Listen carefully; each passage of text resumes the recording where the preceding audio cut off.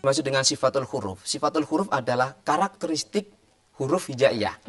Ternyata kalau kita amati bahwa huruf itu memiliki karakteristik yang berbeda. Satu contoh di sini ada hamas, ada jahar, ada syiddah, ada rikhwah, bahkan ada isti'ala. Oke, apa itu Pak? Nah, seperti hamas, hamas ini biasanya sifatnya itu berdesis. Misalnya ta, tidak boleh ta. Oke. Nah, tidak boleh ta, harus ta. Ada desisnya. Sedikit ya. Kemudian ka. Ka. Nah, ini. Kalau dijumlahkan hurufnya itu ada fahathahu syakhsun sakat. Jadi ada fa, ada ko, ada kaf itu ya. Ada ta, ada sin dan seterusnya. Kemudian ada jahar, itu kebalikannya dari hamas. Ya, selain dari hamas berarti jahar. Kemudian ada syiddah. Kalau zahar itu berarti bagaimana Pak? Jahar itu tidak berdesis. Misalnya da. Da malah kebalikan tidak boleh da. Cara mengetes itu begini Mas, Mbak Laras. Misalnya kita pakai kapas itu ya. Nah, kita letakkan di sini. Kalau kita bunyikan da kok ternyata bergerak kapas itu, maka masih belum tepat membaca huruf hamas itu. Huruf jahar itu ya. Berarti kalau zahar harus jelas. Harus jelas, tidak boleh berdesis. Baik, selain da apa lagi? Kemudian ada syiddah di sini. Syiddah itu yang tertahan. Kalau rikhwah itu yang terlepas. Oke. Kalau tadi syiddah ditahan ya, ditahan 2 harakat. Kalau rikhwah itu yang terlepas. Misalnya ja itu juga syiddah. Kalau rikhwah itu kho. Kho itu suara terlepas. Kemudian ada isti'ala. Isti'ala itu yang misalnya ko, to, so. Jadi kalau melihat mulutnya itu seperti cucu gitu ya. Nah, itu isti'ala. Dan ketika membaca dalam kondisi apapun, posisi mulut harus seperti itu. Misalnya, ti, tidak boleh ti, tapi harus ti. Nah, begitu. Ti, to, so, ro. Nah, itu ini huruf isti'ala. Isti'ala. Nah, kajian kita ini tidak banyak membahas masalah sifat dan makhorat. Kita lebih banyak membahas masalah tajwidnya di sini. Nah, di sini. Tajwid itu apa? Tajwid itu adalah ilmu yang mempelajari kaidah membaca Al-Quran dengan baik dan benar. Nah, kenapa harus mengikuti kaidah? Seperti yang saya katakan tadi, bahwa membaca Al-Quran itu ada konsekuensi hukum. Ketika ada orang berbahasa Arabnya fasih, tapi Al-Qurannya kurang bagus, ini belum layak menjadi seorang imam di jamaah sholat. Nah, bagi mereka yang sudah bagus bacaan Al-Qurannya, nah, ini lebih layak menjadi seorang imam di sholat jamaah. Nah, itulah yang dimaksud dengan konsekuensi hukumnya. Bahkan ada hukumnya sendiri. Ketika membaca Al-Quran dengan baik, itu hukumnya fardu ain. Nah, seperti Mbak Laras, membaca Al-Quran juga harus baik.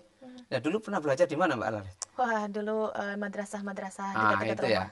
Ya, jadi hukum bacaan membaca Al-Quran itu fardu ain. Nah, ketika belajar ilmu tajwid, nah, membaca Al-Quran dengan ilmu tajwid, belajarnya ini dihukumi fardu kifayah. Artinya satu kampung itu misalnya tidak ada satupun yang belajar ilmu tajwid, kemudian akhirnya bacaannya salah semua, maka satu kampung itu berdosa semua Mbak Laras. Nah, itulah konsekuensi hukum yang harus diterima ketika kita membaca Al-Quran. Baik, mengenai ilmu tajwid apa saja yang harus kita ketahui mengenai ilmu tajwid ini? Baik Mbak Laras, di sini bisa kita saksikan di tayangan berikut. Ini adalah skema tentang hukum bacaan tajwid. Yang pertama kaitannya dengan al-ta'rif. Apa itu Pak? Al-ta'rif itu hukum bacaan yang terkait dengan lam ta'rif. Ada alnya biasanya. Nah, kemudian di sini ada idgham samsiyah, ada idgham idhar qamariyah dan idgham samsiyah. Kemudian yang kedua adalah nun mati atau tanwin. Nah, ini ada beberapa hukum bacaannya. Kemudian di sini ada mim mati. Nah, di sini ada 3.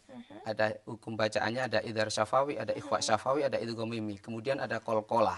Qalqalah itu juga begitu, ada sughra, ada kubro.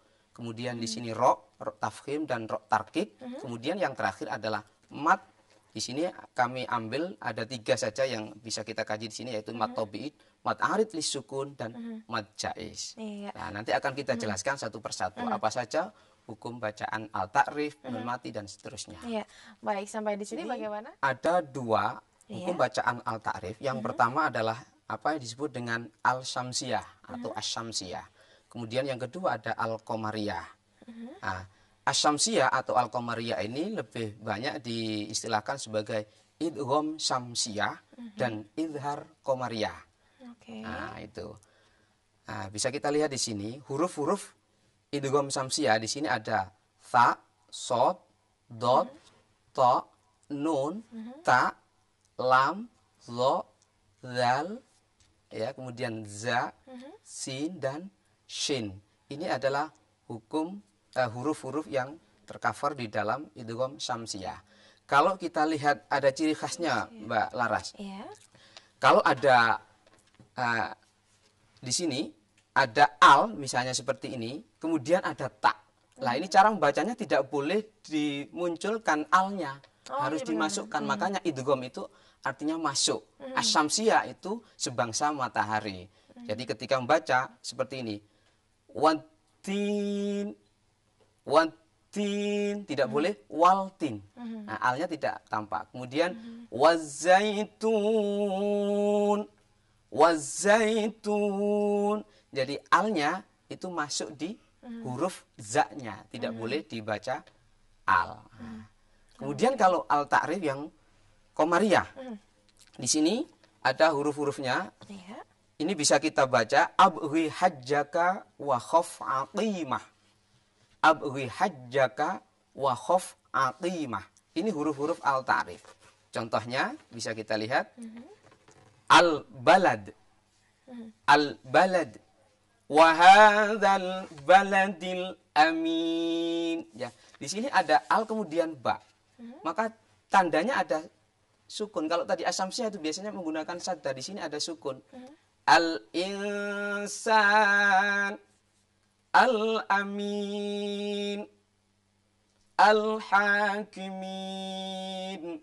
Lah di sini ada al yang bertemu dengan ha. Ini ba, kemudian nun, hamzah, ha. Ini adalah huruf-huruf yang masuk di dalam idhar qamariyah. Nah, ini beberapa contoh dari hukum bacaan asyamsiyah. Nah, Baik. ini. Iya, yang berikutnya yang juga bagian dari tajwid apalagi nih, Pak? Nah, ini yang berikutnya adalah nun sukun. Nah, ini yang sering banyak kita jumpai, Mbak Laras. Yaitu hukum bacaan nun mati. Ya, bisa kita lihat di tayangan ini. Ada beberapa bagian atau bacaan dari hukum nun mati atau tanwin. Yang pertama, Iya. di sini adalah idhar halqi. Nah, ini huruf-hurufnya ada hamzah, Baik. ada ha, ain, win, ha, kho. Kemudian idgham bi gunnah. Ya, huruf-hurufnya ya, nun, mim, wawu. Biasanya orang membaca yanmu. Itu. Kemudian idgham bila gunnah. Nah, ini lam ro. Iqlab ini ba, kalau ikhfa yang ini. Nah, masing-masing ini cara membacanya juga berbeda. Nah, kalau idhar itu harus jelas membacanya. Halqi itu sebangsa tenggorokan. Kalau idgham bi gunnah itu memasukkan dengan mendengung. Nah, kalau yang idgham bila gunnah memasukkan tanpa mendengung. Jadi ketika masuk huruf ini tidak boleh mendengung. Ini. Contohnya bagaimana, Pak? Nah, nanti ada contohnya ya. Kemudian iqlab. Iqlab ini yang membalik. Kemudian ikhfa. Nah, bisa di sini kita contohkan ya. Ini contoh hukum bacaan nun mati atau tanwin. Kalau yang di sini bisa kita lihat al-insan, ikhfa itu harus samar.